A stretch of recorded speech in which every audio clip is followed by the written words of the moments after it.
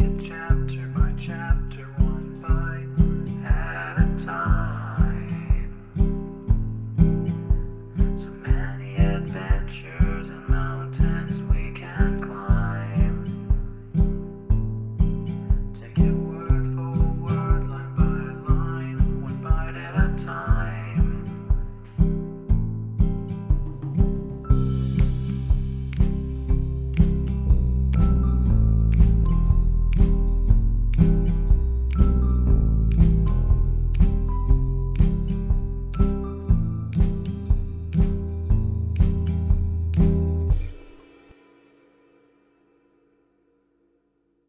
Welcome to Bite at a Time Books, where we read you your favorite classics one bite at a time. My name is Bree Carlile, and I love to read, and wanted to share my passion with listeners like you. If you want to know what's coming next and vote on upcoming books, sign up for our newsletter at biteatatimebooks.com. You'll also find our new t-shirts in the shop, including podcast shirts and quote shirts from your favorite classic novels. Be sure to follow my show on your favorite podcast platform so you get all the new episodes. You can find most of our links in the show notes, but also our website, biteatatimebooks.com, includes all of the links for our show, including to our Patreon to support the show, and YouTube, where we have special behind the narration of the episodes. We're part of the Bite at a Time Books Productions Network. If you'd also like to hear what inspired your favorite classic authors to write their novels, and what was going on in the world at the time, check out the Bite at a Time Books Behind the Story podcast, wherever you listen to podcasts. Please note, while we try to keep the text as close to the original as possible, some words have been changed to honor the marginalized communities who've identified the words as harmful, and to stay in alignment with Bite at a Time Books' brand values. Today we'll be continuing Les Miserables by Victor Hugo. Book 3rd, in the year 1817. Chapter 1, the year 1817. 1817 is the year which Louis XVIII, with a certain royal assurance which was not wanting in pride, entitled the 22nd of his reign. It is the year in which Monsieur Bruguière de Sorsum was celebrated. All the hairdressers' shops, hoping for powder and the return of the royal bird, were besmeared with azure and decked with fleur-de-lis. It was the candid time at which Count Lynch sat every Sunday as churchwarden in the churchwarden's pew of Saint-Germain-des-Prés, in his costume of a peer of France, with his red ribbon and his long nose and the majesty of profile peculiar to a man who has performed a brilliant action. The brilliant action performed by Monsieur Lynch was this: being mayor of Bordeaux, on the 12th of March, 1814, he had surrendered the city a little too promptly to Monsieur the Duc d'Aiguillemaine, hence his peerage. In 1817 fashion, swallowed up little boys of from 4 to 6 years of age in vast caps of Morocco leather, with ear tabs resembling Eskimo miters. The French army was dressed in white, after the mode of the Austrian. The regiments were called legions. Instead of numbers, they bore the names of departments. Napoleon was at St. Helena, and since England refused him green cloth, he was having his old coats turned. In 1817, Pellegrini sang, Mademoiselle Bigatti danced, Poitiers reigned. Lingerie did not yet exist. Madame Sequi had succeeded to Frusso. There were still Prussians in France. Monsieur Delalat was a personage. Legitimacy had just asserted itself by cutting off the hand, then the head of Plagier of Carbonneau and of Talleyrand. The Prince de Talleyrand, Grand Chamberlain, and the Abbé Louis, appointed Minister of Finance, laughed as they looked at each other with the laugh of the two augurs. Both of them had celebrated, on the 14th of July, 1790, the Mass of Federation in the Champ de Mars. Talleyrand had said it as bishop. Louis had served it in the capacity of deacon. In 1817, in the side alleys of this same Champ de Mars, 2 great cylinders of wood might have been seen lying in the rain, rotting amid the grass, painted blue with traces of eagles and bees from which the gilding was falling. These were the columns which 2 years before had upheld the emperor's platform in the Champ de Mai. They were blackened here and there with the scorches of the bivouac of Austrians encamped near Gros Calais. 2 or 3 of these columns had disappeared in these bivouac fires and had warmed the large hands of the imperial troops. The Field of May had this remarkable point, that it had been held in the month of June and in the Field of March, Mars. In this year, 1817, 2 things were popular: the Voltaire Touquet and the snuff-box à la Charter. The most recent Parisian sensation was the crime of Daughton, who had thrown his brother's head into the fountain of the flower market. They had begun to feel anxious at the Naval Department, on account of the lack of news from that fatal frigate, the Medusa, which was destined to cover Chamaret with infamy and Jericholt with glory. Colonel Selves was going to Egypt to become Soliman Pasha. The Palace of Thermes in the Rue de la Harpe served as a shop for a cooper. On the platform of the octagonal tower of the Hotel de Cluny, the little shed of boards, which had served as an observatory to Messier, the naval astronomer under Louis XVI, was still to be seen. The Duchess de Duras read to 3 or 4 friends her unpublished Orica, and her boudoir furnished by X, in sky-blue satin. The ends were scratched off the Louvre. The Bridge of Austerlitz had abdicated, and was entitled the Bridge of the King's Garden, du Jardin du Roi, a double enigma which disguised the Bridge of Austerlitz and the Garden des Plantes at one stroke. Louis XVIII, much preoccupied while annotating Horace, with the corner of his fingernail. Heroes who have become emperors, and makers of wooden shoes who have become dauphins had 2 anxieties: Napoleon and Mathrin Brunot. The French Academy had given for its prize subject the happiness procured through study. Monsieur Bellart was officially eloquent. In his shadow could be seen germinating that future Advocate General of Bro, dedicated to the sarcasms of Paul Louis Courier. There was a false Chateaubriand named Marcangui in the interim until there should be a false Marcangui named de Elincourt. Claire de Albay and Malik Adel were masterpieces. Madame Cottin was proclaimed the chief writer of the epic. The Institute had the academician Napoleon Bonaparte stricken from its list of members. A royal ordinance erected Angoulême into a naval school for the Duc d'Angoulême, being Lord High Admiral. It was evident that the city of Angoulême had all the qualities of a seaport. Otherwise, the monarchical principle would have received a wound. In the Council of Ministers, the question was agitated whether vignettes representing slack-rope performances, which adorned Franconi's advertising posters and which attracted throngs of street urchins, should be tolerated. Monsieur Père, the author of Agnès, a good sort of fellow, with a square face and a wart on his cheek, directed the little private concerts of the Marquis de Sassenay in the Rue Ville-Evanique. All the young girls were singing The Hermit of Saint Yvel, with words by Edmond Gerard. The Yellow Dwarf was transferred into Mirror. The Café Lemblin stood up for the Emperor, against the Café Valois, which upheld the Bourbons.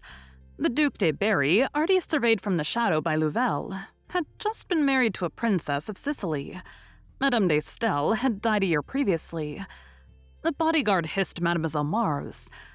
The grand newspapers were all very small. Their form was restricted, but their liberty was great.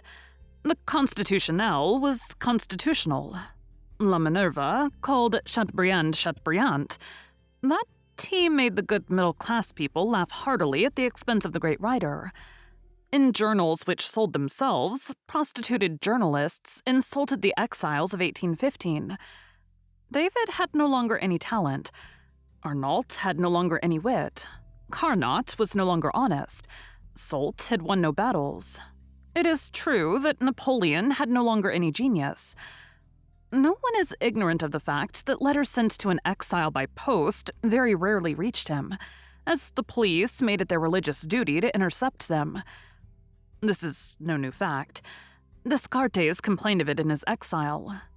Now David, having, in a Belgian publication, shown some displeasure at not receiving letters which had been written to him, It struck the royalist journals as amusing, and they derided the proscribed man well on this occasion. What separated two men more than an abyss was to say the regicides, or to say the voters, to say the enemies, or to say the allies, to say Napoleon, or to say Bonaparte. All sensible people were agreed that the era of revolution had been closed forever by King Louis XVIII, surnamed the immortal author of the Charter. On the platform of the Pont Neuf, the word Redivius was carved on the pedestal that awaited the statue of Henry IV. Monsieur Piet, in the Rue Therese No. 4, was making the rough draft of his Privy Assembly to consolidate the monarchy. The leaders of the right said it grave conjectures. We must write to back it.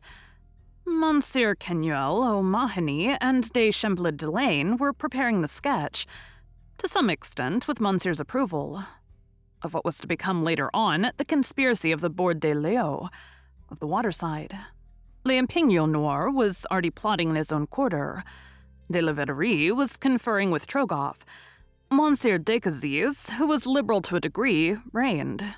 Chateaubriand stood every morning at his window at number 27 Rue Saint-Dominique, clad in footed trousers and slippers, with a madras kerchief knotted over his gray hair, with his eyes fixed on a mirror. A complete set of dentist's instruments spread out before him, cleaning his teeth, which were charming, while he dictated the monarchy according to the charter to Monsieur Pilorge, his secretary. Criticism, assuming an authoritative tone, preferred Lafon to Talma. Monsieur de Felletis signed himself A. Monsieur Hoffman signed himself Z. Charles Nodier wrote Therese Aubert. Divorce was abolished. Lyceums called themselves colleges. The collegians, decorated on the collar with a golden fleur-de-lis, fought each other apropos of the King of Rome. The counterplace of the chateau had denounced to Her Royal Highness Madame the portrait everywhere exhibited of Monsieur the Duc d'Orleans, who made a better appearance in his uniform of a colonel-general of hussars than Monsieur the Duc de Berry in his uniform of colonel-general of dragoons. A serious inconvenience. The city of Paris was having the Dome of the Invalids gilded at its own expense. Serious men asked themselves what Monsieur de Trigaligue would do on such or such an occasion. Monsieur Clausel de Montals differed on divers points from Monsieur Clausel de Courages. Monsieur de Salaberry was not satisfied. The comedian Picard, who belonged to the Academy, which the comedian Molière had not been able to do, had the two Philiberts played at the Odeon, upon whose pediment the removal of the letters still allowed Theatre of the Empress to be plainly read. People took part for or against Cugnet de Martelart. Favier was fictitious. Bavot was revolutionary. The Liberal, Pélissier, published an edition of Voltaire with the following title, Works of Voltaire of the French Academy. That will attract purchasers, said the ingenious editor. The general opinion was that Monsieur Charles Loyson would be the genius of the century. Envy was beginning to gnaw at him. A sign of glory, and this verse was composed on him. Even when Loyson steals, one feels that he has paused. As Cardinal Fesch refused to resign, Monsieur de Pens, Archbishop of Amnesty, administered the Diocese of Lyons. The quarrel over the Valley of Dapis was begun between Switzerland and France by a memoir from Captain, afterwards General Dufour. Saint Simon, ignored, was erecting his sublime dream.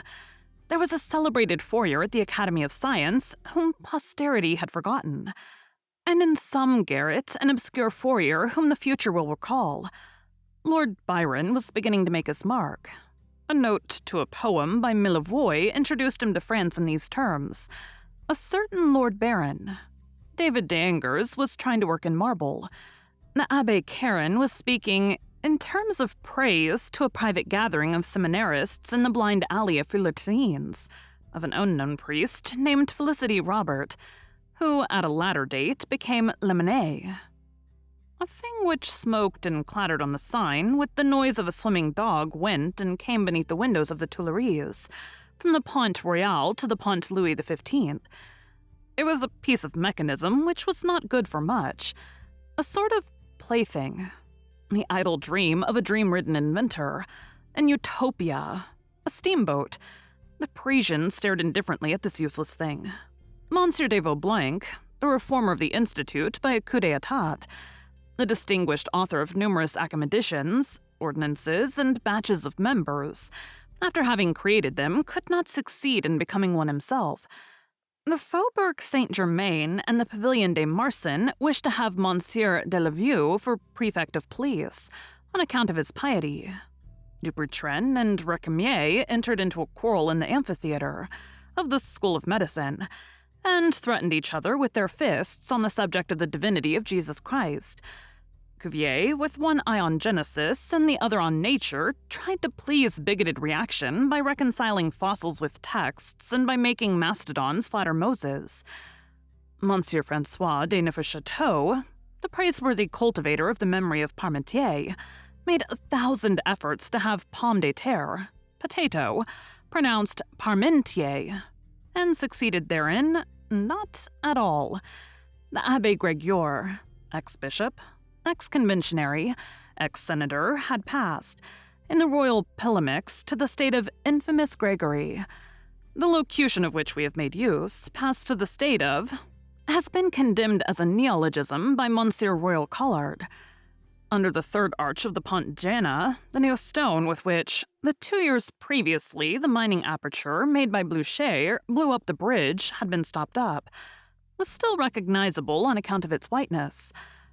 Justice summoned to its bar a man who, on seeing the Comte d'Artois entered Notre Dame, had said aloud, "Sapristi, I regret the time when I saw Bonaparte and Talma enter the Belle Sauvage, arm in arm, a seditious utterance. 6 months in prison. Traitors showed themselves unbuttoned. Men who had gone over to the enemy on the eve of battle made no secret of their recompense, and strutted immodestly in the light of day, in the cynicism of riches and dignities. Deserters from Ligny and Quatre Bras, in the brazenness of their well-paid turpitude, exhibited their devotion to the monarchy in the most barefaced manner. This is what floats up confusedly, pell-mell for the year 1817, and is now forgotten. History neglects nearly all these particulars, and cannot do otherwise. The infinity would overwhelm it. Nevertheless, these details, which are wrongly called trivial, there are no trivial facts in humanity, nor little leaves and vegetation are useful.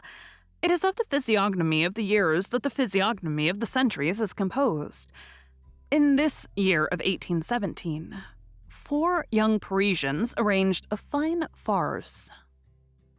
Thank you for joining Bite at a Time Books today, while we read a bite of one of your favorite classics. Again, my name is Bree Carlile, and I hope you come back tomorrow for the next bite of Les Miserables. Don't forget to sign up for our newsletter at biteatatimebooks.com and check out the shop. You can check out the show notes or our website, biteatatimebooks.com, for the rest of the links for our show. We'd love to hear from you on social media as well.